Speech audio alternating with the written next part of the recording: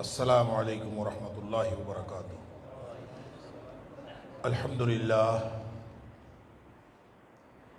الحمدللہ وکفا وسلام علی عبادہ الذین اصطفیٰ۔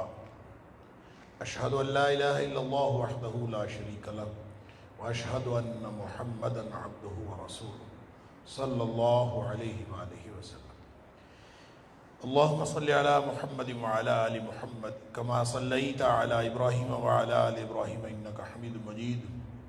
اللہم بارک علی محمد وعلی آل محمد کما بارکت علی ابراہیم وعلی آل ابراہیم انکا حمید مجید۔ اما بعد، اللہ کے فضل اور اس کی توفیق سے آج چھٹے پارے کے ساتھ ہمارا قیام مکمل ہوا۔ اللہ تعالیٰ ہم سب کی طرف سے قبول فرمائے۔ چھٹے پارے میں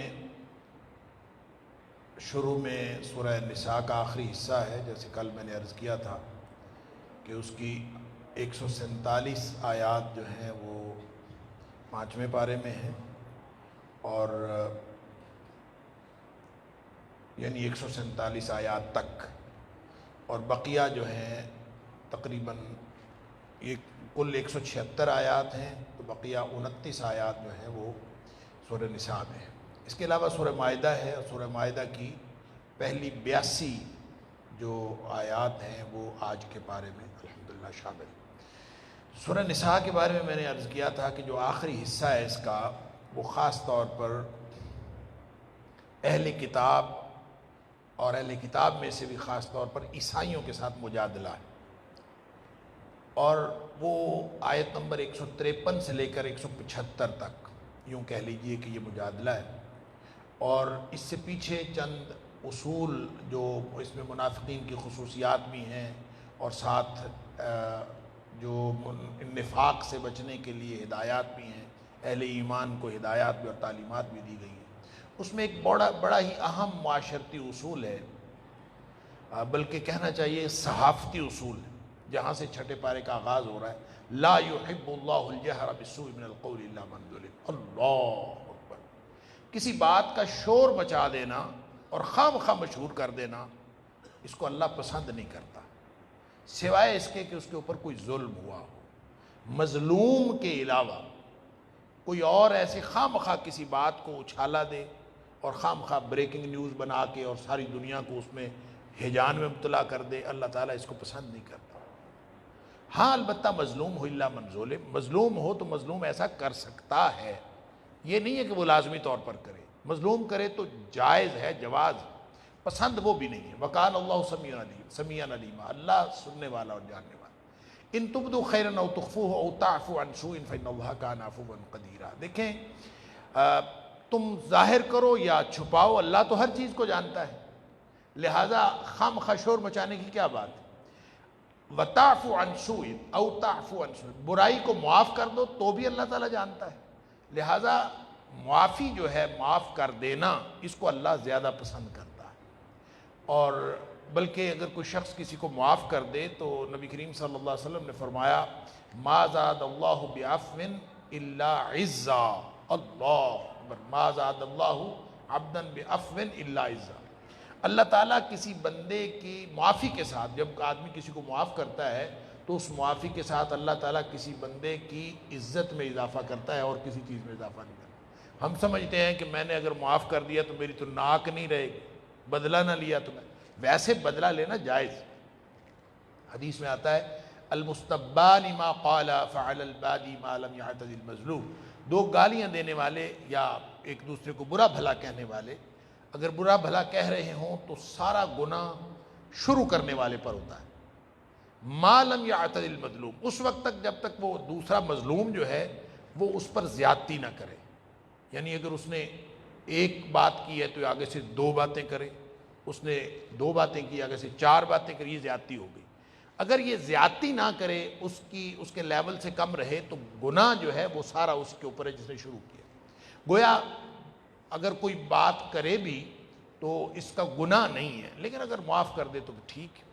ایک حدیث میں آتا ہے کہ ایک شخص جو ہے، اس کا پڑوسی اس کے ساتھ بڑا تنگ کرتا تھا اس کو، بیچارہ ہمیشہ نبی کریم صلی اللہ علیہ وسلم شکایت کرتا تھا. آپ فرمایا اس کو کہو کہ وہ نہ کیا کرے. اس کو کہا گیا نہ ایسا کرو، وہ پھر تنگ کرتا تھا 2 دفعہ 3 دفعہ. پھر نبی پاک صلی اللہ علیہ وسلم نے اس کو کہا تم ایسے کرو کہ اپنا گھر کا سارا سامان باہر نکال کے گلی میں رکھ دو. گلی میں رکھ دو تو لوگ گزریں گے، اور لوگ گزرتے تھے اور وہ پوچھتے تھے ہاں بھی تم نے گلی میں سامان کیوں رکھا ہوا ہے؟ وہ بتاتا تھا کہ میرا جو پڑوسی ہے نا اس نے مجھے تنگ کر رکھا. مظلوم تھا، اس کو کوئی حل نہیں تھا، اور پھر اس نے سارے جب محلے والے گزرتے ہوئے پوچھتے تھے تو ہر کوئی اس کو برا بھلا کہتا تھا کہ یار بڑا عجیب آدمی اپنے پڑوسی کو تنگ کرتا.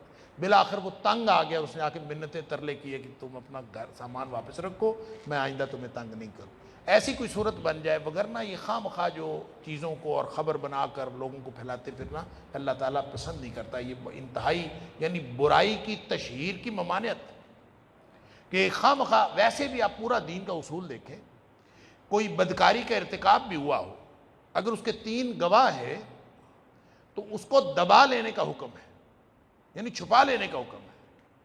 4 گواہ ہوں تو پھر آپ نے جا کے اس کو رپورٹ کرنا ہے، اور اگر 4 گواہ نہ ہوں، ایک آدمی نے کسی برائی کو دیکھا تو اس کو چھپا لے. یعنی برائی کی تشہیر نہیں کرنی، بس اس کو چھپانا ہے. اسی طرح وہ لوگ جو ہے ایک دوسرے کے ساتھ اگر کسی کی برائی کی بات کرتے ہیں تو یہ غیبت ہے. اگر کسی سے برائی کا ارتکاب ہوا ہے، بری بات اس میں ہے، کیا ضرورت ہے کسی کے بارے میں کوئی بری بات کرنے کی؟ اللہ اکبر، خاموشی اختیار کرو. اور اگر ویسے بھی کسی نے آپ کے ساتھ برا بھلا کر لیا ہے، کوئی ایسی بات ہو گئی، معاف کر دیں تو زیادہ بہتر ہے. پھر ایک اہل کتاب کا ایک طریقہ ہے، ان الذین یکفرون باللہ ورسولہ ویریدون ان یفرقوا بین اللہ ورسولہ ویقولون نؤمن ببعض ونکفر ببعض ویریدون ان یتخذوا بین ذلک سبیلا. کافروں کا ایک اور طریقہ ہے اہل کتاب کا، وہ کہتے ہیں کچھ چیزوں پر ایمان لاتے ہیں، کچھ پر ہم ایمان نہیں لاتے. پک اینڈ چوز، یہ ہم نے کرنا ہے، یہ نہیں کرنا. پھر وہ اللہ اور اس کے رسول صلی اللہ علیہ وسلم کے درمیان بھی فرق ڈالتے ہیں. اللہ کی بات تو ہم مانتے ہیں، قرآن کو ہم مانتے ہیں، جیسے آج کل بھی بہت سارے لوگ کہتے ہیں قرآن کو تو مانتے ہیں، حدیث کو ہم نہیں مانتے. تو اسی طرح اہل کتاب میں سے بھی ایسے لوگ تھے جو فرق ڈالتے تھے کہ اللہ کی بات تو ہم مانتے ہیں، رسول کی بات اور ہے، اللہ کی بات اور ہے. حالانکہ اللہ کی بات ہم نے پیچھے پڑھا ہے اسی صورت میں، من یطیع الرسول فقد اطاع اللہ. جو اللہ کے رسول صلی اللہ علیہ وسلم کی بات مانتا ہے وہ ایسے ہی جیسے اللہ کی بات مانتا ہے. لہذا فرق کوئی نہیں. اور جو فرق کرتے ہیں یفرقو، اس میں فرق کرتے ہیں، فرمایا نہیں درمیانی راستہ نکالتے ہیں. ہم نے یہ نہیں کرنا، یہ نہیں کرنا، ہم اپنی مرضی کا، کچھ ادھر سے لے لیا، کچھ ادھر سے لے لیا، مرضی درمیانی. وَيُرِيدُونَ أَن يَتَّخِذُوا بَيْنَ ذَلِكَ سَبِيلًا، درمیانی راستہ. ہم جی ماڈریٹ ہیں، ہم انتہا پسند نہیں ہیں، ہم دین کے اندر ہم فنیٹک نہیں ہیں، ہم نے خام خواہ دین کے بارے میں اس کے اوپر نہیں دستبرداری اختیار کر لی. ہم دین کے اوپر ڈٹنے والے نہیں ہیں، ہم تھوڑی سی ادھر سے چھوڑ دیا، تھوڑے سے ادھر، اپنی مرضی کا ایک راستہ بنا لیا. قرآن کہتا ہے اولئک هم الکافرون حقا، یہ پکے کافر ہیں. اللہ اکبر. واعتدنا للکافرین عذابا مہینا، اور ایسے کافروں کے لیے اللہ نے رسوا کن عذاب بنایا. والذین آمنوا باللہ ورسولہ ولم یفرقوا بین احد منہم. اللہ اکبر. اللہ نے کمپلیٹ پیکج دیا ہے، کوئی فرق نہیں ہے. ایمان، عمل صالح، کمپلیٹ پیکج کے طور پر. جیسے ہم نے پڑھا تھا یا ایھا الذین آمنوا ادخلوا فی السلم کافہ، پورے کے پورے دین میں داخل ہو جاؤ. دین مکمل پیکج ہے، اس کے اندر پک اینڈ چوز نہیں ہے، آپ اپنی مرضی سے نہیں کر سکتے. اور آیت نمبر 153 سے 175 تک پھر ان کی جو اہل کتاب کے ساتھ مجادلہ ہے، ان کی اعتقادی اور عملی خرابیوں کی طرف بات کی گئی ہے ان کے بارے میں. موسیٰ علیہ السلام کی بار بار عہد شکنی کرتے تھے، اللہ عجیب و غریب مطالبے کرتے تھے. کبھی کہتے تھے ارنا اللہ جہرۃ، کبھی ہمیں اللہ کو سامنے دکھا، ہم اللہ کو دیکھیں گے پھر ہم مانیں گے. کبھی کہتے تھے کہ فقد سالوا موسیٰ اکبر من ذلک.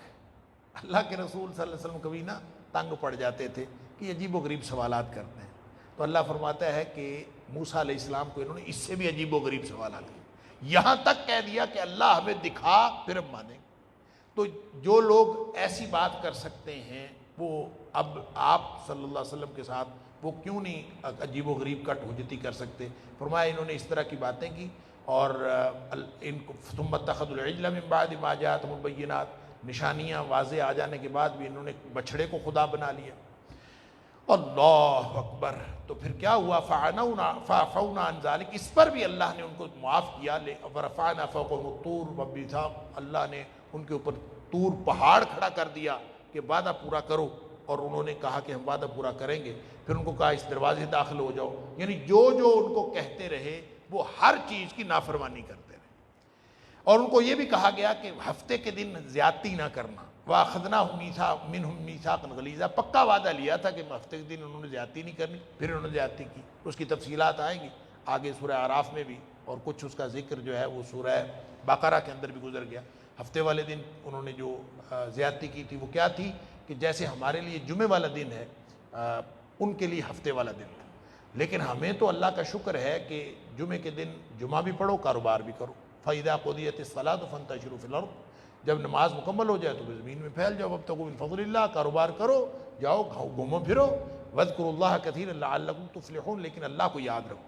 ان کے لیے یہ سخت امتحان تھا کہ ہفتے والے دن کوئی کاروبار نہیں کرو. اور کاروبار واحد یہ تھا، وہ بستی کنارے جو سمندر کے کنارے تھی وہاں پہ واحد کاروبار مچھلیاں پکڑنا تھا. ان کو کہا کوئی کاروبار نہیں کرنا، یعنی مچھلیاں نہیں پکڑنی. اس دن مچھلیاں زیادہ آتی تھیں تو انہوں نے ہیلے کرا کے ادھر ادھر معاملات کر کے تو اس کو پکڑنے کی کوشش کی. بالآخر اللہ کے عذاب کا شکار ہوئے. فَبِمَا نَقْضِهِمْ مِيثَاقَهُمْ وَكُفْرِهِمْ بِآيَاتِ اللَّهِ وَقَتْلِهِمُ الْأَنْبِيَاءَ، کیونکہ ہر دفعہ اللہ کا عہد توڑتے رہے، اللہ کی آیتوں کا انکار کرتے رہے، اور نبیوں کو قتل تک کرتے رہے بغیر حق. اللہ اکبر. اور پھر اپنے آپ کو بڑا کہتے تھے. وَقَوْلِهِمْ قُلُوبُنَا غُلْفٌ، ہم کہتے تھے ہم تو جناب بڑے پاکیزہ لوگ ہیں، ہمارے دل غلافوں میں لپٹے ہوئے ہیں. اپنے آپ کو بڑا پارسا سمجھتے تھے. یہ اہل کتاب کا بھی طریقہ تھا. آج بھی جو اہل کتاب کے طریقے پر چلتے ہیں وہ بھی اپنے آپ کو بڑا پارسا سمجھتے ہیں. اللہ فرماتا ہے بل طبع اللہ علیہا بکفرہم، اللہ نے ان کے دلوں پر مور لگا دی ان کے کفر کی وجہ سے. فلا یؤمنون الا قلیلا، ان میں سے کوئی ایمان رکھنے والا نہیں، بہت تھوڑے لوگ ہیں. پھر آگے عیسیٰ علیہ السلام اور مریم علیہ السلام کی شان میں جو انہوں نے گستاخیاں کی اور بہتان. اب اندازہ کریں، عیسائیوں نے الگ بہتان بنایا حضرت عیسیٰ علیہ السلام کی اور حضرت مریم کے بارے، یہودیوں نے الگ بہتان بنایا. دونوں نے وَبِكُفْرِهِمْ وَقَوْلِهِمْ عَلَى مَرْيَمَ بُهْتَانًا عَظِيمًا، جو انہوں نے حضرت مریم علیہ السلام کے اوپر بہتان لگائے. وَقَوْلِهِمْ إِنَّا قَتَلْنَا الْمَسِيحَ عِيسَى ابْنَ مریم، یہودی کہتے ہیں ہم نے عیسیٰ علیہ السلام کو قتل کر دیا.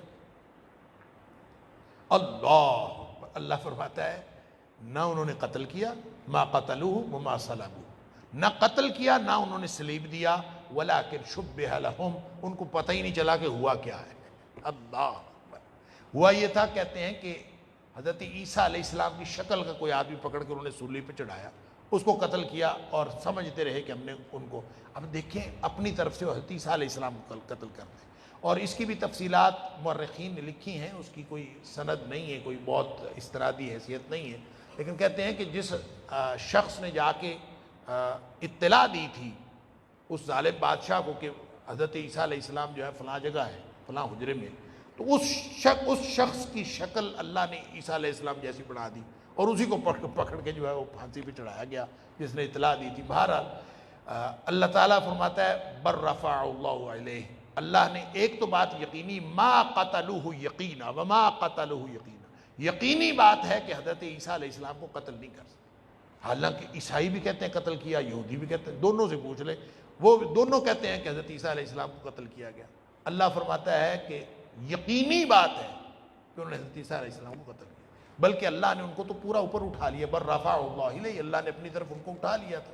قیامت والے دن آئیں گے، حدیث کے اندر آتا ہے نبی کریم صلی اللہ علیہ وسلم خطبہ قیامت سے پہلے حضرت عیسیٰ علیہ السلام کا نزول ہوگا، آپ خنزیر کو قتل کریں گے، دجال کو قتل کریں گے، آپ مختلف کام جو ہیں صلیب کو توڑیں گے. یہ مختلف کام نبی حضرت عیسیٰ علیہ السلام نے آ کے بھی کرنے ہیں، امت مسلمہ کی قیادت کریں گے. پھر نبی کریم صلی اللہ علیہ وسلم کی نبوت پر اعتراض کرتے تھے کہ یہ جو ہے موسیٰ علیہ السلام کے بعد تو کچھ نازل ہی نہیں ہوا. ایک انہوں نے نا بنائی ہوئی تھی بات یہودیوں نے، جس کا جواب مختلف جگہوں پہ اللہ کریم نے مختلف اعتبار سے دیا ہے. وہ کہتے تھے کہ آخری شریعت موسیٰ علیہ السلام کی شریعت، اس کے بعد کوئی شریعت نہیں آئی. اور ویسے بھی وہ کہتے تھے شریعت منسوخ نہیں ہو سکتی، ایک دفعہ شریعت آ گئی اور شریعت ہے آخر، شریعت منسوخ، یہ ہم کیسے کہہ سکتے ہیں کہ ایک شریعت آ گئی، اس کے بعد عیسیٰ علیہ السلام کی شریعت آ گئی، اس کے بعد محمدی شریعت آ گئی صلی اللہ علیہ وسلم، تو یہ اس کا مطلب ہے شریعت نہ ہوئی، یہ تو روز بدلتی رہی۔ تو وہ کہتے تھے کہ شریعت نہیں بدل سکتی۔ اللہ، تو اللہ کریم نے اس کا جواب سورہ بقرہ میں دیا تھا، ما ننسخ من آیاتنا او ننسیہا ناتی بخیر منہا او مثلہا، ناتی بخیر منہا او مثلہا، کہ جو ہم کوئی آیت جو ہے وہ مٹا دیتے ہیں یا اس کو بھول جاتے ہیں، اس کی جگہ پہ ہم اس سے بہتر لے آتے ہیں یا اس جیسی لے آتے ہیں۔ یعنی اس کا مطلب یہ ہے کہ ناسخ و منسوخ ہو جاتا ہے، شریعتیں منسوخ ہو جاتی ہیں۔ اسی طرح یہاں پہ ان کو جواب دیا ہے اللہ کریم نے، یہاں ان کے اس شبے کا جواب دیا کہ جو وہ کہتے تھے کہ حضرت موسیٰ علیہ السلام کے بعد کچھ نازل ہی نہیں ہوا، فرمایا اِنَّا أَوْحَيْنَا إِلَيْكَ، اے حبیب صلی اللہ علیہ وسلم آپ کی طرف نے وہی نازل کیا، کما اوحینا الی نوح والنبیین من بعدہ واوحینا الی ابراہیم واسماعیل واسحاق ویعقوب۔ یہاں اللہ کریم نے 12 نبیوں کا ذکر کیا ہے، جو ان نبیوں کی طرف جس طرح کی وحی آئی تھی اے حبیب صلی اللہ علیہ وسلم، اسی طرح کی وحی آپ کے اوپر آئی۔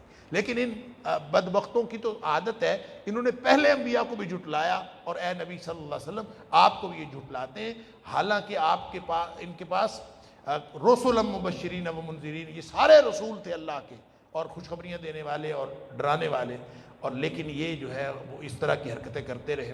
یا اہل الکتاب لا تغلوا فی دینکم، اے اہل کتاب اپنے دین کے اندر غلو نہ کیا کرو، ولا تقولوا علی اللہ الا الحق، اللہ کے اوپر حق کے علاوہ کوئی اور بات نہ کہا کرو۔ یعنی غلو کیا ہوتا ہے؟ غلو ہوتا ہے مبالغہ، کسی بھی چیز میں مبالغہ کر دینا، جو جس کا اصل مقام ہے اس سے بڑھایا۔ یعنی حضرت عیسیٰ علیہ السلام کو جو نبی ہیں اللہ کے، ان کو بڑھا کے اللہ کا بیٹا کر دیا اور الوہیت میں شامل کر دیا۔ تو نبی کریم صلی اللہ علیہ وآلہ وسلم فرمایا کرتے تھے لا تطرونی کما اطرت النصارى عیسیٰ ابن مریم، تم میری ذات میں اس طرح سے مبالغہ نہ کرنا جس طرح سے عیسیٰ بن مریم کی ذات میں عیسائیوں نے مبالغہ کیا، اس لیے کہ انہوں نے کیا کیا تھا؟ انہوں نے الوہیت میں شامل کر دیا۔ فقولوا عبد اللہ، میں اللہ کا بندہ ہوں، مجھے بس اللہ کا بندہ ہی کہنا ہے، اور اس لیے کہ وہ کہیں اسی طرح کا غلو تم نہ کرو۔ تو غلو ہر طرح کا اللہ کریم نے حرام قرار دیا ہے۔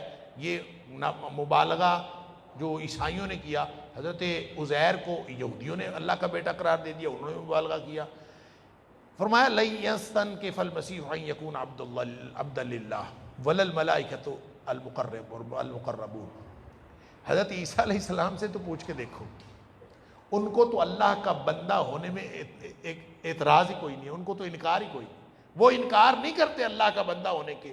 لیکن جو پیروکار ہیں، جو اپنے آپ کو عیسائی کہتے ہیں، انا نصارہ، جو اپنے آپ کو نصارہ کہتے ہیں، وہ کہتے ہیں کہ اللہ کے بندے نہیں ہیں۔ عیسیٰ علیہ السلام کو تو کوئی اعتراض ہی نہیں تھا، نہ ہی اللہ کے ان فرشتوں کو کوئی اعتراض ہے جن کے بارے میں، یعنی کہ ہم اللہ کے بندے ہیں، جن کے بارے میں بعض لوگوں کا خیال ہے وہ اللہ کی بیٹیاں ہیں، نعوذ باللہ من ذالک۔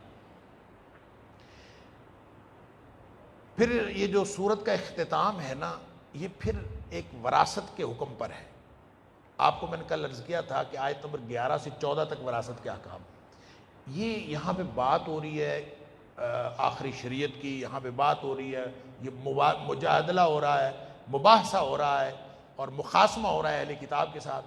اور آیت نمبر 176 جو ہے وہ وراثت کے بارے میں، کلالہ کی وراثت کے بارے میں۔ کلالہ ایسے شخص کو کہتے ہیں جو فوت ہوا ہو اور اس کی نہ کوئی اولاد ہو اور نہ اس کے والدین ہو، والدین بھی کوئی نہیں، اولاد بھی کوئی نہیں، تو اس کی وراثت کیسے تقسیم ہوگی، اس کا اصول یہاں پہ دیا۔ حالانکہ وراثت کی بات آیت نمبر 11 سے 14 تک ہوئی، یہاں آخر پہ کیوں لائے؟ اور سیاق و سباق بھی اس میں مخاصمہ اہل کتاب کے ساتھ، اللہ اکبر۔ تو اس میں مفسرین نے ایک بڑی شاندار بات لکھی، وہ کہتے ہیں اس میں لطیف اشارہ ہے تو یہ بات وراثت سے ہی متعلق۔ لوگوں نے یہ جو اہل علم ہیں، انہوں نے یہاں جو کلالہ کی بات ہوئی ہے، جو آیت نمبر 14 میں کلالہ کی بات ہوئی ہے، آیت نمبر 13 میں، ان میں فرق کیا ہے کہ وہاں اس کلالہ کی بات ہے، یہاں اس کلالہ کی بات ہے۔ بہرحال کلالہ کی ڈیفینیشن میں یہ بات اتفاق سے ہے کہ وہ کلالہ ہوتا ہے جس کے نہ والدین ہو اور نہ اس کی اولاد ہو۔ تو چونکہ یہاں آخری شریعت کی بات ہو رہی ہے، تو اس میں اس کلالہ کی آیت کا آنا یہ اصل میں لطیف اشارہ ہے کہ نبوت اب بنی اسرائیل سے نکل کے بنی اسماعیل میں آئی ہے، اور بنی اسرائیل کی تو ایک سلسلہ چل رہا تھا نا، چین. تو یہ حضرت محمد کریم صلی اللہ علیہ وسلم کو جو ملی ہے نبوت، یہ اس سلسلے سے نہیں ملی. یہاں اوپر بھی لڑی کوئی نہیں ہے، اوپر دور تک جا کے ابراہیم علیہ السلام کے ہاں جا کے لڑی ملتی ہے، یہاں اوپر کوئی نہیں ہے. اور ساتھ یہ اشارہ بھی ملا کہ اس کے بعد بھی کوئی نہیں ہے، کلالہ ہے، یعنی اس کے بعد بھی کوئی نہیں اور اس کے پیچھے بھی کوئی نہیں. گویا ختم نبوت کا یہاں بھی اشارہ موجود ہے کہ یہاں نبوت نبی کریم صلی اللہ علیہ وسلم کے بعد بھی کوئی نہیں. اور کلالہ کا مطلب یہ ہے کہ یہاں نبی کریم صلی اللہ علیہ وسلم یعنی بنی اسماعیل کی جو قیادت ہے اور اس کی جو نبوت ہے، اس کو اللہ کریم نے یہاں پہ ایک خاص ایک اہمیت کے ساتھ بیان کی ہے. واللہ اعلم. آگے سورہ مائدہ ہے. مائدہ کا معنی دسترخوان. اس میں اصل میں اس میں بھی مجادلہ ہے. سب سے اہم تو وہ اہل کتاب کے ساتھ مجادلہ، جیسے یہاں بھی اہل کتاب کے ساتھ مجادلہ تھا سورہ نساء میں، فوکس زیادہ عیسائیوں پر تھا. تو یہاں بھی مجادلہ ہے سورہ مائدہ کے اندر، لیکن یہاں پہ فوکس زیادہ جو ہے وہ یہودیوں کے اوپر ہے. عیسائیوں کی بات بھی ہے لیکن زیادہ یہودیوں کے اوپر ہے. لیکن اس میں یہ احکام کی صورت، میں نے کل بھی عرض کیا تھا، یہ ساری احکام کی صورت ہے. اور اس میں جو سورہ مائدہ ہے یہ نزول کے اعتبار سے بھی اخیر زمانے کی صورتوں میں سے. حضرت عائشہ صدیقہ رضی اللہ تعالیٰ عنہ فرماتی ہیں کہ یہ مائدہ جو ہے یہ آخری زمانے کی صورتوں میں سے ہے. جو اس کا حکم ہے اس کو فائنل سمجھ، یہ احکام کی صورت. لیکن چونکہ مائدہ دسترخوان کا ذکر حضرت عیسیٰ علیہ السلام کے حوالے سے آیا ہے کہ حضرت عیسیٰ علیہ السلام سے مطالبہ کیا تھا عیسائیوں نے کہ آپ اللہ سے دعا کریں کہ وہ ہمارے لیے آسمان سے پکا پکایا کھانا نازل کروائے. دسترخوان، ٹرے، اصل میں مائدہ کہتے ہیں اس ٹرے کو جس کے اوپر دسترخوان، اس ٹرے کو جس کے اوپر کھانا سجا ہوا. تو اللہ سے دعا کرو کہ آسمان سے مائدہ نازل کر دے. حضرت عیسیٰ علیہ السلام نے اللہ سے دعا کر دی، یا اللہ ان کے لیے مائدہ نازل کر دے تاکہ یہ ایمان لے آئیں. تو اللہ تعالیٰ نے فرمایا کہ مائدہ تو میں نازل کر دوں گا، آسمان سے کھانا تو نازل ہو جائے گا، لیکن ایک بات یاد رکھو، اس کے بعد اگر کوئی ایمان نہ لایا تو پھر اس کو میں وہ عذاب کروں گا کہ میں نے دنیا جہان میں کبھی عذاب نہیں کیا. تو اس میں چونکہ یہ ذکر ہے، مائدہ اترا تھا کہ نہیں اترا تھا اس کے بارے میں تو مفسرین کا اختلاف ہے، لیکن چونکہ ذکر ہے اسی اعتبار سے اس کا نام سورۃ المائدہ ہے. لیکن اس میں جو اصول اور احکام بیان کیے ہیں وہ ابتدا میں حلت و حرمت، یعنی احکام شریعت جو ہیں اس کے کہہ لیجئے تکمیلی احکام ہیں، اور اس میں اس کا تعلق معاشرت کے ساتھ بھی ہے اور پوری زندگی کے اجتماعی احکام کے ساتھ. ایک بات میں نے عرض کی تھی کہ معاشرتی اور اجتماعی فوکس ہے، ویسے تو سارے احکام ہیں، فوکس ہے سورہ نساء میں. یہاں پہ جو فوکس ہے وہ فوجداری قوانین کے ساتھ، عدالتی نظام کے ساتھ، اس لیے سزاؤں کا ذکر ہے. اس میں اسلامی سزاؤں کا بھی ذکر ہے، اور حدود یعنی ہاتھ کاٹ، چور اور چورنی کا ہاتھ کاٹ دو. اس کے علاوہ آیت محاربہ ہے، مختلف سزاؤں کا ذکر ہے. تو گویا فوجداری قوانین اور اسلام کی جو تشریعی حاکمیت ہے اور اس کے حوالے سے یہاں پہ اصول بیان کیے گئے. آیت نمبر 1 سے 11 تک احکام شریعت. شروع میں یا ایھا الذین آمنوا اوفوا بالعقود، اللہ کے سارے عہد پورے کرو. اللہ کے عہد میں وہ عہد بھی شامل ہے جو مسلمان جب مسلمان ہوتا ہے تو اللہ کے ساتھ ہم نے عہد کیا تھا ابتدائی آفرینش، کہ جب اللہ نے کہا تھا کہ الستو بربکم، کیا میں تمہارا رب نہیں ہوں؟ سب نے کہا تھا قالوا بلی، اللہ تو ہمارا رب. وہ بھی عہد ہے، پورا کرو. تم نے کہا تھا اللہ ہمارا رب ہے، اب اللہ کو چھوڑ کر زمین سے پر کیوں رب بنا لیتے ہو؟ تو اللہ کا عہد پورا کرو. اس طرح احکام شریعت سارے کے سارے اللہ کا عہد ہے، اور وہ وعدے بھی جو ہم ایک دوسرے سے کرتے ہیں وہ بھی پورے کرو. یہ سارے احکام شریعت اس کے اندر آ جائیں. پھر حلت اور حرمت کا اصول یہاں پہ شروع میں دے دیا گیا، احلت لکم بہیمۃ الانعام الا ما یتلی علیکم. یہ سارے چرنے والے جانور جو ہیں تمہارے لیے حلال ہیں سوائے اس کے جو آپ کو پڑھ کے سنا دیے جائیں. جو حرام کر دیے گئے، فہرست آ گئی کہ یہ حرام ہے، وہ حرام ہے، باقی سارے ہی حلال. سبحان اللہ. یعنی اصول شریعت نے یہ دیا ہے.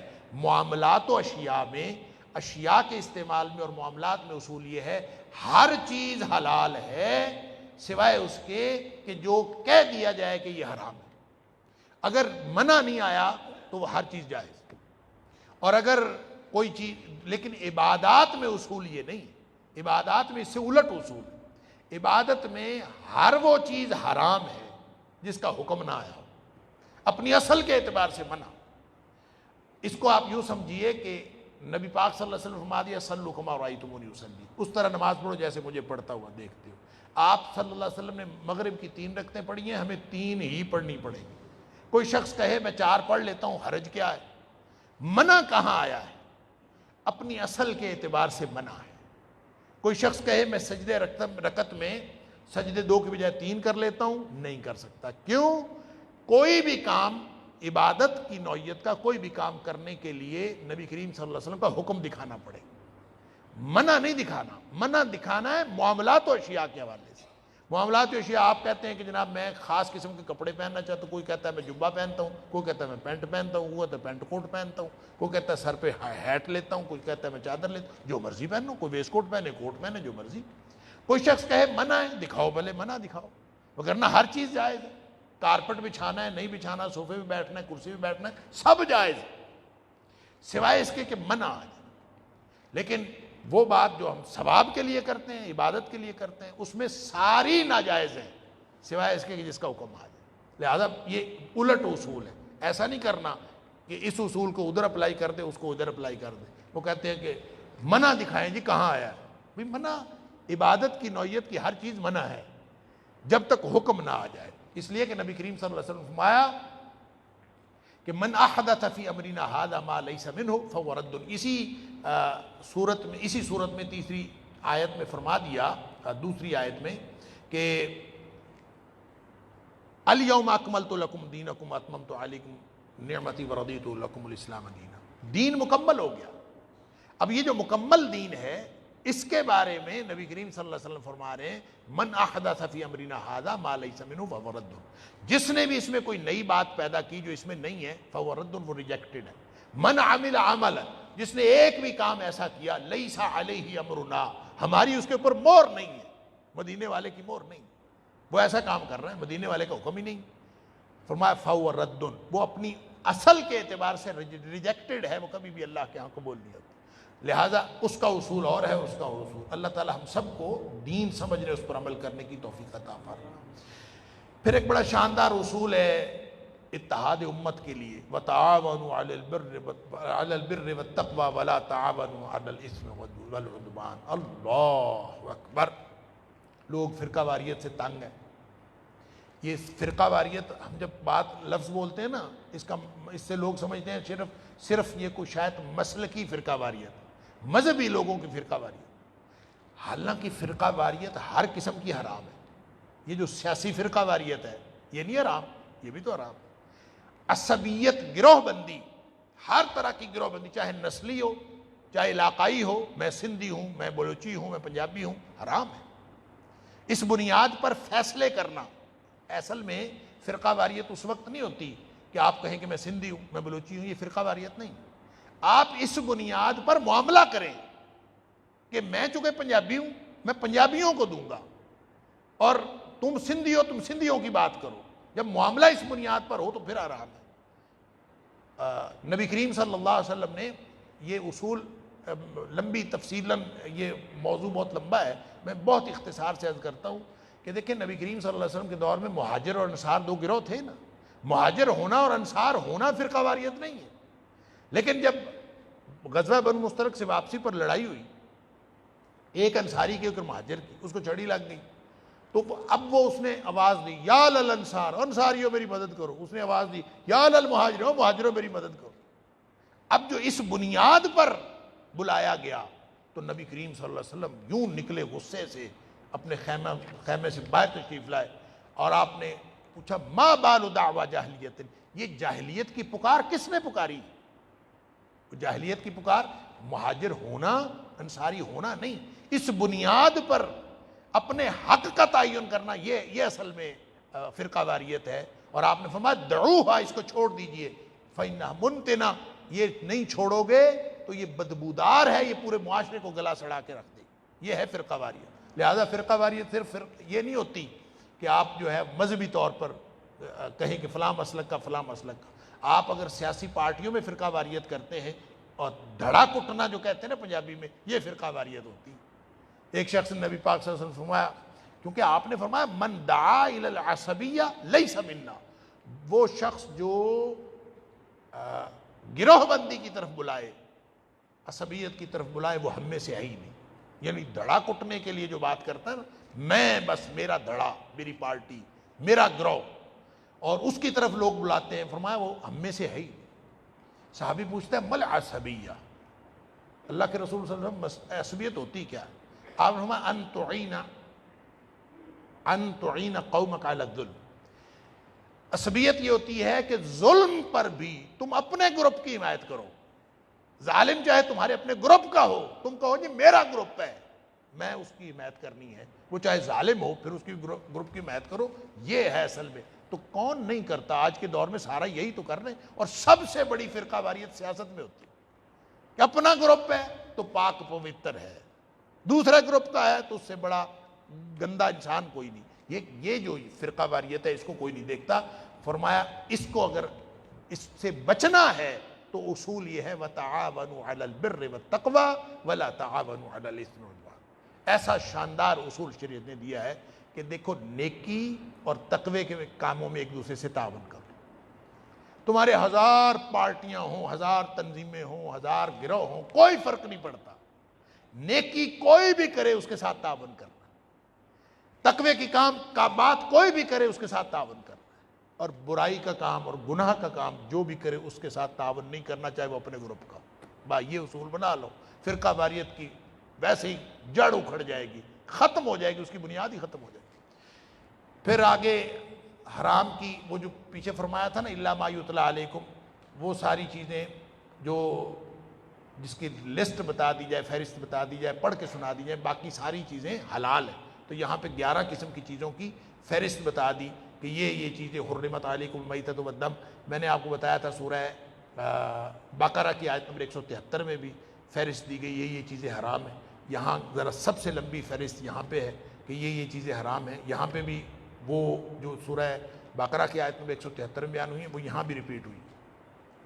اس میں یہ بھی حرام ہے کہ یہ خون حرام ہے، مردار حرام ہے، اس کے علاوہ خنزیر کا گوشت حرام ہے. غیر اللہ کے نام پر کوئی بھی چیز غیر اللہ کے تقرب کے لیے کی جائے، اس کے نام پکارا جائے، وہ بھی حرام ہے. اس کے علاوہ کچھ چیزیں جو مردہ ہو جاتی ہیں، گلا گھٹ کے کوئی چیز مر جائے، کوئی گر کے مر جائے، کوئی سینگ لگ کے مر جائے، وہ ساری حرام ہے. کسی کو درندہ کھا جائے وہ حرام ہے. البتہ درندہ کھا جائے اس کو کسی نے مارا ہو یا ان ساری چیزوں سے کسی کا گلا گھٹا ہو، گری ہو، آپ اس کو جان نکلنے سے پہلے ذبح کر لو پھر ٹھیک ہے. وما ذبح علی النصب، کوئی اگر ایسی جگہ پر چیز ذبح کی جائے، وہ چاہے اللہ کے نام پر ہی کی جا رہی ہو، کسی ایسی جگہ پر ہو جہاں پہ شرک ہو رہا ہو، اس شرک کے اڈے پر اللہ کے نام پر ذبح کرنا بھی حرام ہے. اس لیے کہ وہ شرک کا وہ بن جاتا ہے. کسی شخص نے نبی کریم صلی اللہ علیہ وسلم سے پوچھا تھا کہ اللہ کے رسول صلی اللہ علیہ وسلم میں نے منت مانی تھی کہ وہاں جا کے قربانی کروں گا. آپ نے پوچھا کہ وہاں پہ کوئی بت تو نہیں تھا؟ اس وقت تو بت نہیں ہے، نہیں ہے. کوئی تاریخ میں تو کوئی بت نہیں تھا، نہیں تھا. وہاں شرک تو نہیں ہوتا، نہیں ہوتا. فرمایا جاؤ جا کے وہاں کرو.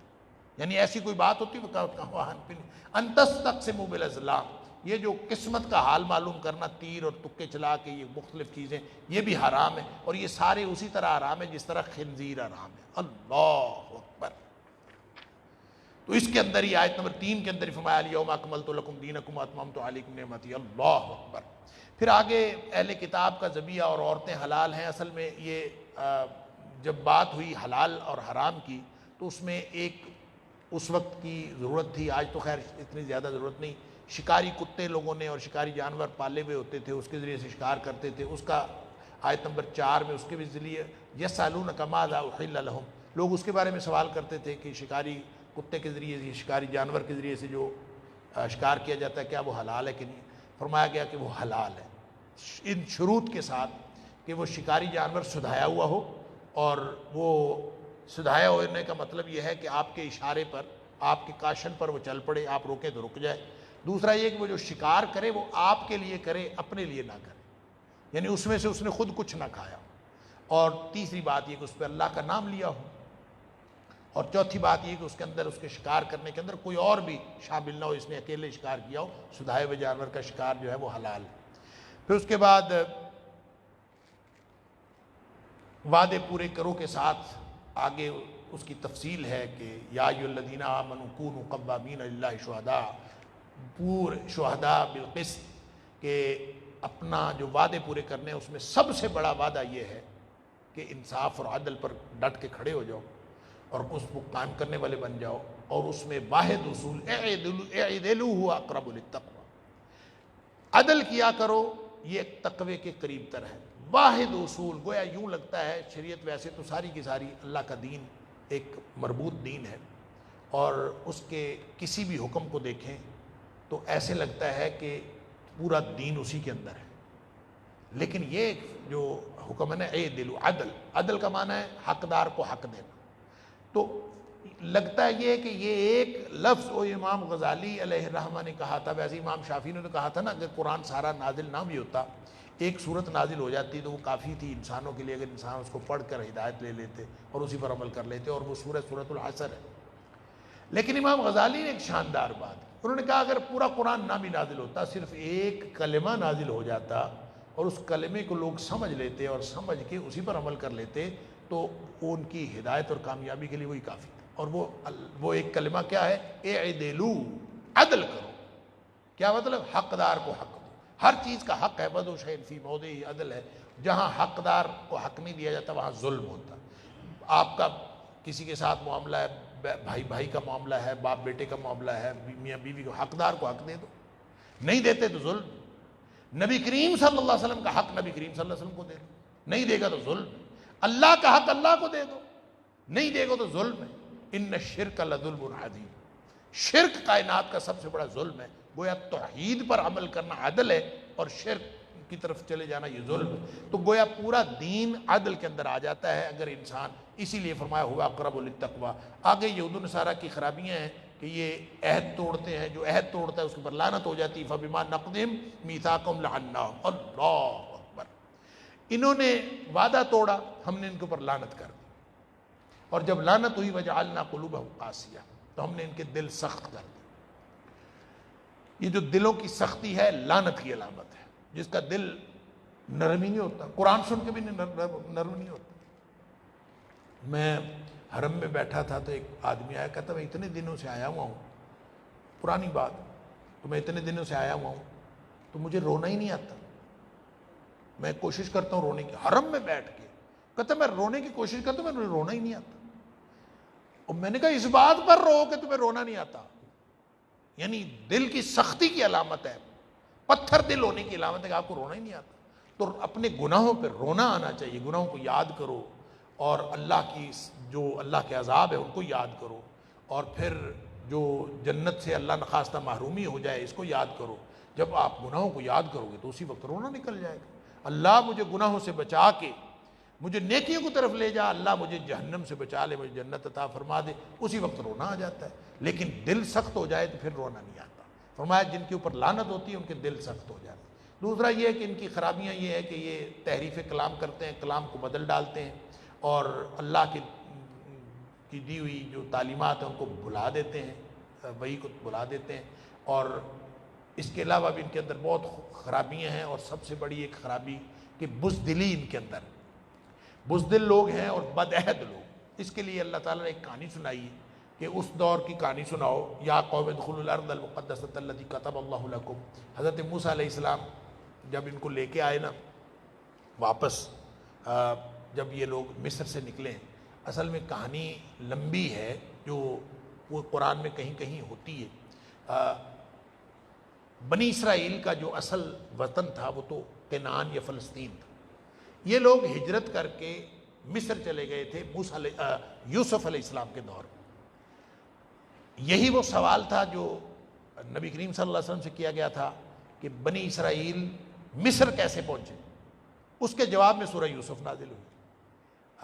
اب وہ جو وہاں سے واپسی ان کی ہوئی موسیٰ علیہ السلام کے دور، موسیٰ علیہ السلام کے دور میں وہ الگ کہانی ہے کہ فرعون جو تھا وہ پیچھے لگا اور پھر آگے سمندر نے راستہ دے دیا اور ادھر نکل آئے، فرعون غرقاب ہو گیا۔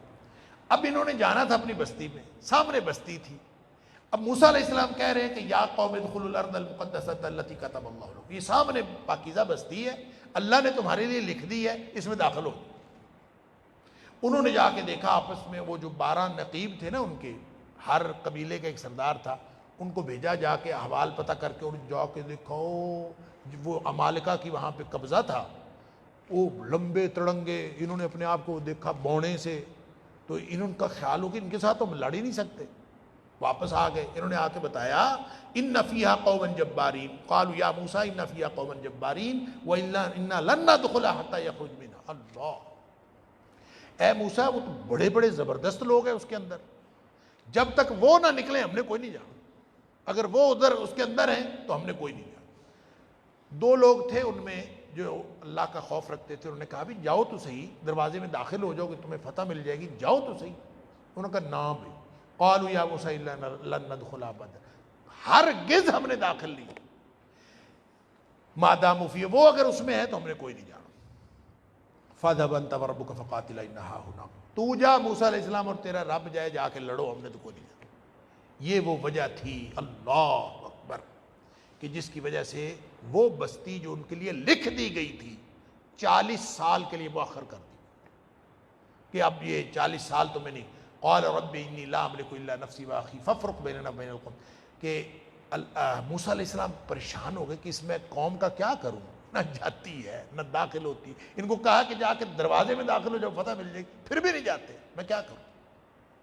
اللہ سے دعا کی، یا اللہ میرا اختیار نہیں ہے اس قوم پر، میرا اختیار اپنے آپ پر ہے، اپنے بھائی پر ہے، بس اللہ ان ہمارے اور ان کے درمیان فرق ڈال دے۔ اللہ نے فرمایا فَإِنَّهَا مُحَرَّمَةٌ عَلَيْهِمْ، یہ بستی میں نے ان کے اوپر حرام کر دی، روک دی، 40 سنہ، 40 سال کے لیے، یتیہون فی الارض، یہ زمین میں سرگرداں پھریں گے، مارے مارے پھرتے رہیں گے، یتیہون، اسی سے اس کو میدان تیہ کہتے ہیں، وہ جو 40 سال وہاں پہ گھومتے پھرتے رہے۔ اسی دوران حضرت موسیٰ علیہ السلام کا بھی انتقال ہو گیا، اسی دوران جو ہے وہ بعد میں کہتے ہیں یوشع بن نون نبی بنے، پھر ان کے زمانے میں کہیں ان کو جو ہے وہ 40 سال بعد وہ بستی ملی ہے، مگر نہیں۔ ایک واقعہ اور ہے، وہ ہے حابیل اور قابیل کا۔ یہاں پہ حابیل اور قابیل کا نام نہیں ہے، اللہ تعالیٰ نے بس یہ فرمایا کہ ان کو ان دو بھائیوں کا بھی، آدم کے 2 بیٹوں کا بھی قصہ سنا دو۔ وَاتْلُ عَلَيْهِمْ نَبَأَ ابْنَيْ آدَمَ، آدم علیہ السلام کے 2 بیٹوں کا قصہ، اس کے بارے میں ایک کی قربانی قبول ہو گئی، ایک کی نہیں ہوئی۔ اب مفسرین نے لکھا ہے کہ ایک کا نام حابیل تھا، ایک کا نام قابیل تھا۔ قربانی کیوں کی تھی، لڑائی کیا تھی، معاملہ کیا تھا، قرآن نے ایسا کوئی ذکر نہیں کیا۔ مفسرین نے بڑی کہانیاں لکھی ہوئی ہیں کہ کوئی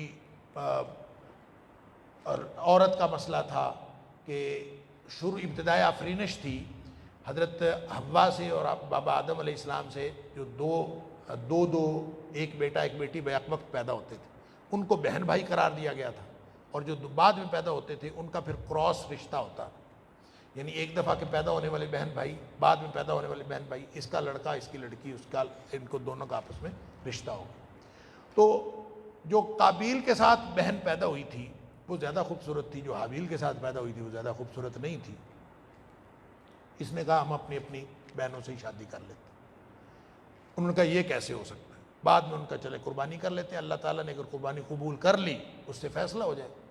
انہوں نے قربانی کی، لیکن یہ قصہ مفسرین نے لکھا ہے مستند نہیں، ایسے ہی بس ایک قصہ ہے، لیکن ہو بھی سکتا ہے نہیں بھی ہو سکتا۔ کیا تھی بات اس کے پیچھے پس منظر میں، جب قرآن نے نہیں بیان کی تو ہمیں کیا ضرورت ہے؟ قرآن نے کہا انہوں نے قربانی کی تھی، بات ختم، ایک کی قبول ہو گئی ایک کی نہیں قبول ہوئی۔ ہمیں کیوں بتایا جا رہا ہے یہاں پہ؟ ہمیں اس لیے بتایا جا رہا ہے کہ یہ جو بنی اسرائیل ہے نا، ان کے اندر بھی حسد ہے۔ جس کی قربانی قبول نہیں ہوئی تھی، دوسرے کے ساتھ اس نے حسد ہی کیا تھا، اور کیا کیا تھا؟ حسد کی وجہ سے اس کو قتل کیا تھا، اور کچھ بھی نہیں تھا۔ اور کمزوروں کے اوپر ہاتھ اٹھانا یہ ان کی بنی اسرائیل کی جو پرانی ایک روش تھی۔ تو اللہ تعالیٰ فرماتا ہے اس دن سے جیسے وہ ایک معاملہ ہوا کہ اس نے کہا میں تمہیں قتل کر دوں گا، اس نے کہا تو اگر مجھے قتل کر گیا میں تیری طرف ہاتھ ہی نہیں بڑھانا، اس لیے کہ میں چاہتا ہوں میرا گناہ بھی تیرے اوپر جائے اور تیرا گناہ بھی تیرے اوپر جائے۔ بالآخر اس نے قتل کر دیا۔ اللہ، پھر پریشان ہو گیا میں اس کو چھپاؤں کہاں؟ پہلا روئے زمین کا، کائنات ارضی کا پہلا قتل تھا۔ اس کو یہی نہ پتہ چلے کہ میں اس کو کیا کروں، لاش کو اٹھا کے پھرتا تھا۔ پھر اس نے کوے کو دیکھا کہ کوا مرا ہوا تھا، وہ کوے نے زمین کھودی، اس میں اپنا وہ جو کوا تھا اس کو ڈالا، اس کے اوپر مٹی ڈال دیا۔ حیران ہو گیا کہ اللہ میں تو کوے سے بھی عاجز آ گیا، میں اس سے بھی برا ہوں۔ پھر اس کو ندامت ہوئی، پریشانی ہوئی۔ بہرحال بتانے کی بات یہ، اللہ تعالیٰ فرماتا ہے اس دن سے اللہ تعالیٰ نے لکھ دیا ہے کہ جو ایک شخص کو قتل کرے وہ ایسے ہے جیسے ساری انسانیت کو قتل کرے، اور جو ایک شخص کی زندگی بچائے وہ ایسے جیسے ساری انسانیت کی زندگی بچائی۔ اگر سزاؤں کا ذکر ہے، ایک محاربہ ہے، اگر کوئی شخص، اس کو ڈکیتی بھی کہتے ہیں، راہزنی بھی کہتے ہیں، زمین میں فساد پھیلانا، اس کے لیے بڑی سخت سزاؤں کا ذکر کیا گیا کہ اگر کوئی شخص اس طرح کی حرکت کرے تو فرمایا کہ ان کو ان یقتلوا او یصلبوا او تقطع ایدیہم وارجلہم من خلاف او ینفوا من الارض، ان کو صلیب دے دیا جائے، پھانسی چڑھا دیا جائے، یا ان کے ہاتھ پاؤں کاٹ دیے جائیں، اللہ اکبر، یا ان کے ٹکڑے ٹکڑے کر کے قتل کر دیا جائے، اذیتیں دے کے قتل، یا ان کو زمین سے جلا وطن کر دیا جائے، یعنی جیسی نوعیت ہوگی جرم کی ویسے سزا دی جائے گی۔ اسی طرح آگے جو ہے وہ چوری کی سزا ہے، اور اس کے بعد یہودیوں کی ایک بڑی خاص نشانی بتائی، سماعون للکذب اکالون للسحت، پرلے درجے کے حرام خور ہیں یہ یہودی جو، اور یہ جھوٹ کے رسیا، سماع بہت زیادہ سننے والے جھوٹ کے، اکالون للسحت بہت زیادہ حرام کھانے والے۔ اس میں یہ سماعون للکذب جو ہے جھوٹ کے سننے والے، یہ پوری دنیا میں جو جاسوسی کا نظام ہے یہ انہوں نے قائم کیا ہوا، یہ سارے کا سارا جھوٹ پر مبنی۔ اور پھر آخر پہ اللہ کریم نے ایک بات فرمائی ہے جو یہودیوں کا عیسائیوں نے جو حضرت عیسیٰ علیہ السلام کو کہا کہ وہ خدا ہیں، فرمایا انہوں نے بھی کفر کیا۔ جنہوں نے کہا کہ اللہ تین میں سے تیسرا ہے، انہوں نے بھی کفر کیا۔ اور پھر اللہ کریم یہ فرماتا ہے کہ ایک بڑی شاندار دلیل اللہ کریم نے دی کہ دیکھو عیسیٰ بن مریم کیا ہے؟ رسول ہے۔ رسول گویا کون ہوتا ہے؟ رسول کس کو کہتے ہیں؟ بھیجا ہوا۔ تو جو بھیجا ہوا ہے خدا کیسے ہو سکتا ہے؟ مل مسیح ابن مریم الا رسول، وہ تو ایک رسول ہے، بھیجے ہوئے ہیں۔ قد خلت من قبل الرسل، اس سے پہلے بھی رسول آئے اور رسول چلے گئے۔ تو جو بھیجا ہوا ہوتا ہے وہ خدا نہیں ہوتا۔ وہ امہ صدیقہ، اس کی ماں بڑی سچی خاتون تھی، گویا جس کی ماں ہوتی ہے وہ بھی خدا نہیں ہوتا، خدا کی کوئی ماں نہیں ہوتی۔ لم یلد ولم یولد، خدا جنا ہوا نہیں ہوتا، لہذا ان کی تو ماں ہے۔ کانا یاکلان الطعام، دونوں ماں بیٹا کھانا کھاتے تھے۔ تو کھانا جو کھاتا ہے اس کو کھانا نہ ملے تو تنگ، کھانا مل جائے تو تنگ، یعنی کھانے سے پہلے بھی محتاج، کھانے کے بعد بھی محتاج۔ جو محتاج ہے وہ خدا کیسے ہو سکتا ہے؟ اللہ بڑی لطیف ایسی شاندار اللہ کریم نے یہاں پہ دلائل دیے ہیں۔ اور پھر فرمایا جی یہ جو یہودیوں اور عیسائیوں پر لعنت ہوئی ہے، لعن الذین کفروا من بنی اسرائیل علی لسان داؤد و عیسیٰ بن مریم، داؤد علیہ السلام اور عیسیٰ بن مریم کی زبان سے اللہ تعالیٰ نے ان کے اوپر جو لعنت کروائی ہے، وہ اس کی اصل وجہ پتہ ہے کیا ہے؟ اس کی وجہ یہ ہے کانوا لا یتناہون عن منکر فعلوہ، یہ لوگ جو برائیاں کرتے تھے اس کو منع نہیں کرتے تھے۔ یہ اصل جرم ان کا تھا کہ وہ کہتے تھے جناب یہ پرائیویٹ معاملہ ہے، ہم ہر ایک کی زندگی میں پرائیویسی میں کیوں شرکت کریں، کیا اس میں انٹرفیئر کریں۔ لہذا کسی بھی دور میں جب لوگ برائی کو دیکھ کر کمپرومائز کر لیں تو سمجھ لیجئے کہ اس معاشرے پر لعنت کا آغاز ہوگا۔ اور اگر کسی نے بچنا ہے تو اس کے لیے نبی کریم صلی اللہ علیہ وسلم نے فرمایا لَتْ تَأْمُرُنَّ بِالْمَعْرُوفِ، تمہیں لازماً نیکی کا حکم دینا پڑے گا، وَلَتَنْهُونَ عَنِ الْمُنْكَرِ، ہمیشہ تمہیں برائی سے منع کرنا پڑے گا۔ کبھی دین سے دستبرداری اختیار نہ کرو، دین سے دستبرداری اختیار کرو گے تو پھر تو اللہ تعالیٰ کی لعنت آ جاتی۔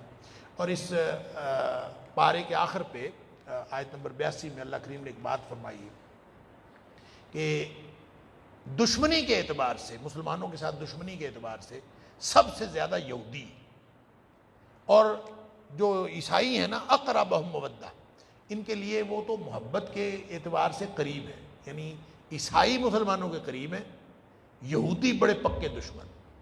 کیوں؟